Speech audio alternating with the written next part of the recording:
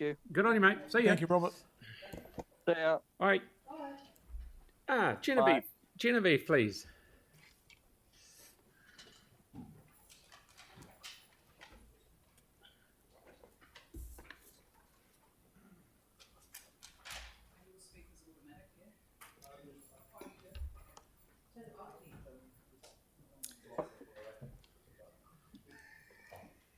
Tēnā koutou, tēnā koutou, tēnā koutou katoa. Ko Genevieve Robinson aho.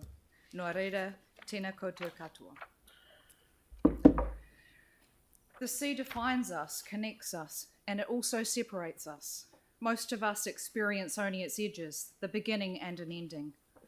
An alternative to our landlocked state, an existence to which we are tethered, we might rather be set free.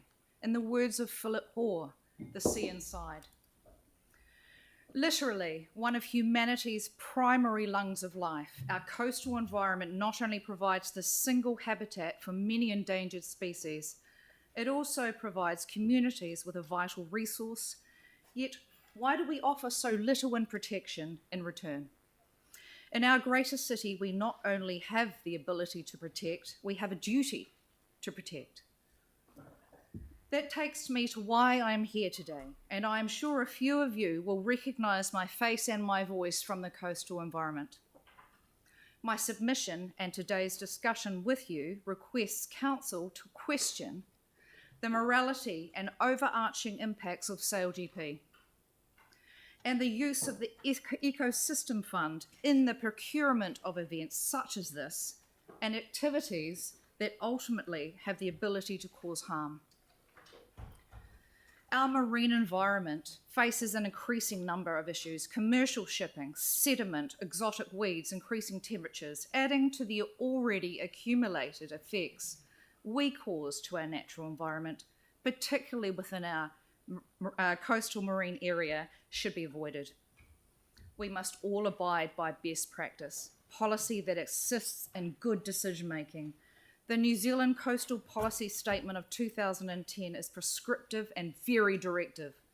So is the Marine Mammals Protection Act, the Conservation Act, and the Wildlife Act. The Banks Peninsula Marine Mammal Sanctuary, assumed to be fit for purpose, is not.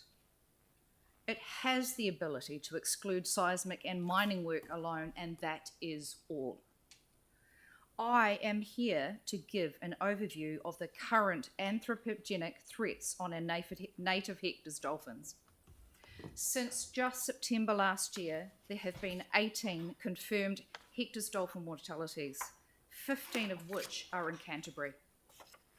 8 of these within the greater Christchurch area and 4 within Banks Peninsula. There have been 11 deaths attributed to fisheries, 10 of which occurred in Canterbury. If you want to see Canterbury listed as a winner, well, we kind of are.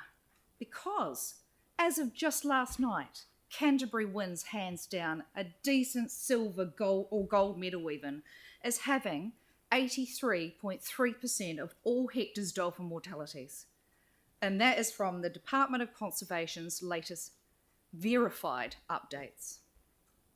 In fact, I'm sorry, I hope I don't go over 5 minutes.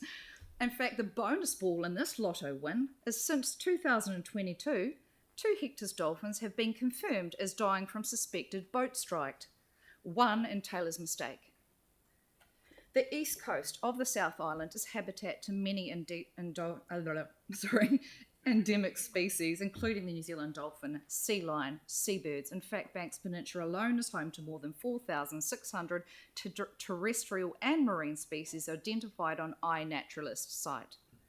We are pretty famous overseas too, but often for the wrong reasons.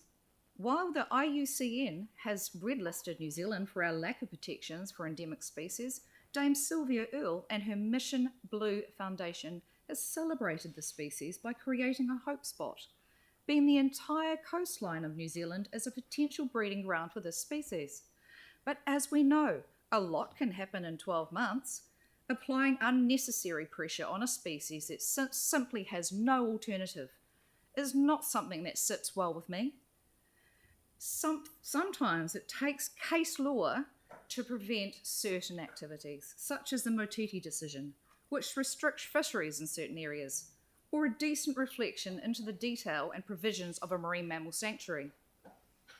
Many people in Canterbury seek increased protections to safeguard the species, and their marine mammal sanctuary requires that when... sorry, I've just jumped a bit. I just see the number ticking away. Do I have like 1 more minute or not? If you keep talking fast. Okay, I'll try. Just as the Bay of Islands has recently done to increase protections, it now requires consents to be granted or declined before an event such as SailGP takes place. Post the March SailGP, many have questioned the ability to protect when it seems too easy to allow such an event. So conversations need to be had here and now, and that's why today I ask for your support in no longer allowing an ecosystem fund or similar funds to be used for the marketing, implementation and procurement of events that have the ability to cause harm to our marine environment. I'll just finish by way of saying one wee tiny bit of a poem. Meet me down at the water's edge and listen intently to its wisdom, for all that you breathe and all that you seek is right there in the cool of that wave. Thank you. Thank you very much. Thank you. Okay, is Kate here, please?